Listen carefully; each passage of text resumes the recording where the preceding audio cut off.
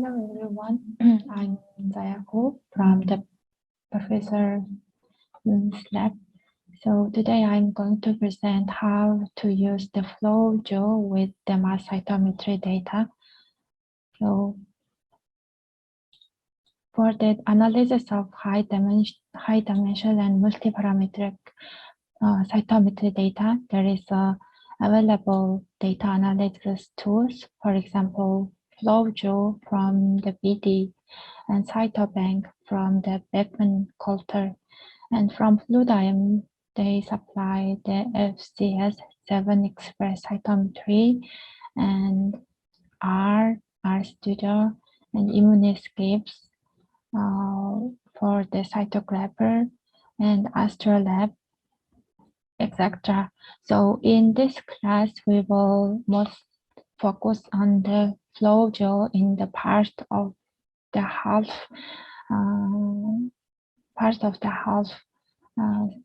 study.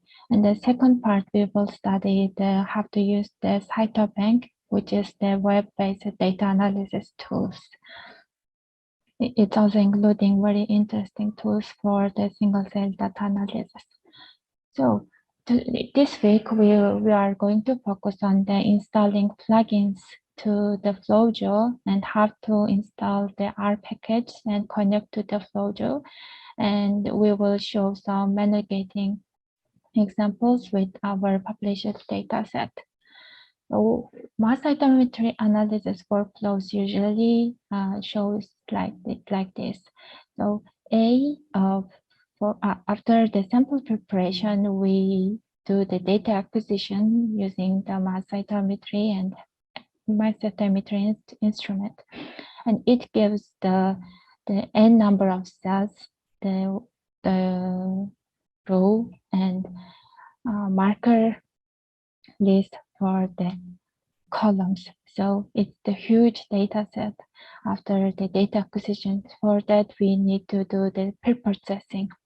So for data pre-processing, usually we do the normalization and randomization on the raw data set. And after that, the dimension reduction using the PCA or TSNE and UMAP, the dimension reduction tools, and flow to the clustering methods with the graph-based, for example, phenograph, and density-based X-shift, and SPADE or FlowZone like this. So as I mentioned before, after the data acquisition, we got the flow cytometry standard file, and which we call it easily like big FCS file. So using the CyTOF software, we can purchase the big FCS files to make the working FCS file. So here we have some steps to the data processing in the CyTOF software. So just click and open the CyTOF software and go to the process. And each processing step, there is including several tools. So for the FCS processing, click then FCS processing and check the randomization and normalization. So usually for the normalize, we use the EQ bit from the Fluidigm. Using the median bit intensity, we check the time interval normalization is default 100 seconds. And select your target FCS files and then start to the data pre-processing. After that, we got the small FCS file as a working FCS file. So what is the FlowJo? FlowJo is the software package for the analyzing flow cytometry and mass cytometry data. So files produced by the modern cytometries are written in the flow cytometry standard format with and the FCS file extension. So graphic user interface help you display analysis results and make a calculation request to the engine. So you can go to the FlowJo website and they have a 30 days free trials. So you can download free trails, just fill your information showing in this figure. So when you install Flojo, you can see the workspace like this. So first row is the workspace ribbon. So you can simply add your samples to this workspace, and or you can create group for your SS files in this space, and then you can see here the samples. So for doing the visualization and clustering method, we need plugins from the Flojo Exchange. So there is several plugins as I summarized it here. So for the data preprocessing, we need the downsampling and index sort and flow AI and flow clean. For the visualization, usually we use the t-SNE and UMAP or feed t-SNE and Vilenbox. So clustering, there is a Phenograph and Flowzone, Spade and Flow Means. So these apps that extend the functionality of the Flojo. So just go to this website, or from the Flojo, you can go to the workspace and plugin and Flojo Exchange. It's directly go to this website. So after that, you need to connect Flojo to the plugins. Click the heart icon at the top right corner of Flojo workspace, then select the diagnostics panel option and fill in the field for plugins folder location. Just click and choose your plugins folder here.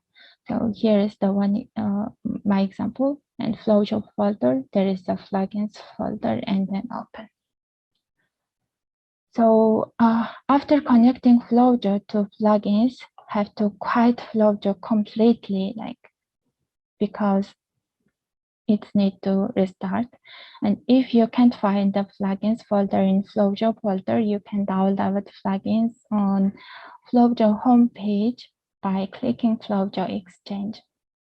So download the plugin and move to the GAR file to plugin directory.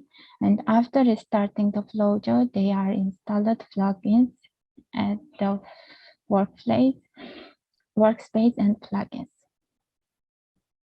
So how to install the R and how to connect to the Flojo. So here is the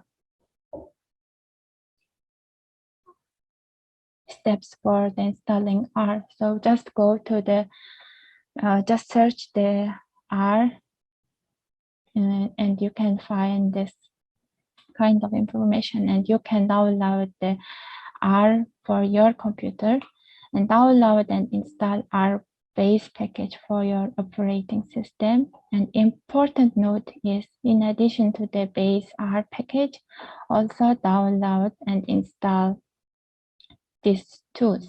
So if you are using the Windows, you need the R tools. So if you have Mac, you need the different tools like this. So just go to the R tools and also install in your R workspace. So installing the R for each plugin that utilize the R environment. So the algorithm package installation scripts must first be run with R. So package installation and scripts for plugins distributed with the Flojo version 10 download can be found under the installing plugins topic within our researchable documentation pages. So each plugin downloaded from the Flojo Exchange site will come with how-to document, which specifies the packaging scripts for any R dependencies. So alternatively, most R packages are distributed via the bioconductor database. Also, you can go and check. So how to connect Flojo to R? Once the R package installation is complete, you have to fill in the fields for R paths as you connect it to Flojo plugins. So similar, go to the heart icon and check the diagnostics. And here you can have you have the R path and choose where is your R installations. So fill in the fields for R paths, enter the location of R bin file. So must save the Flojo workspace first, if not prompted to save. So a folder is created in the first time, so which is the named plugin, the workspace. So a plugin is run in a workspace. The folder is given same as the workspace and saved in the same location as the workspace. Any plugin run from the workspace will save derivative files to this folder, and Flojo may need to access data within these folders. So recommendation in this working space. So just keep the plugins derivative folder with workspace and don't rename it. And use only English in the this folder path, and don't save this folder in the external memory. So for the menu gating, each dot on the graph plot represents one or more individual cells on which a set of cytometric measurements were taken. The density of cells at given position in the plot is the color coded, and transformation data display, and just click the T button and allows to change the Y or X axis scaling. So here is the showing the gating tools and Ando and Redo and navigation.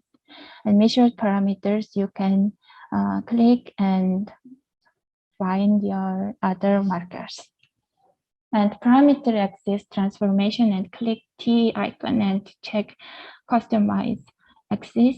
And here you can change the scale, arsenic or linear and logarithmic, and check the minimum and maximum value.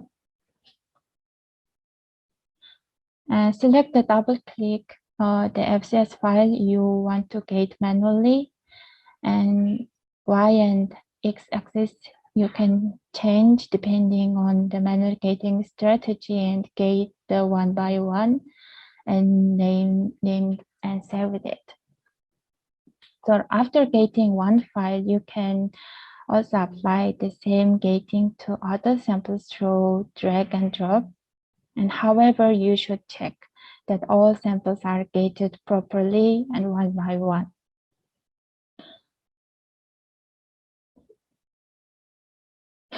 So after manual gating, you can calculate the immunoleukocyte population in percentage. So go to the file and check the save as and export to Excel. As in this file, save as an Excel in your folder. So after open the Excel file, you can see the each population and statistic and cell number. So usually people calculate the subcell types of the leukocyte. So in this case, we think that the leukocyte is the 100%, then other cell types percent is calculated shown in here. So arranging in your data, and you can create your appropriate graph to show the immunoleukocyte populations, how is the different in the control and patient samples. And also you can calculate the delta percent of the major cell types.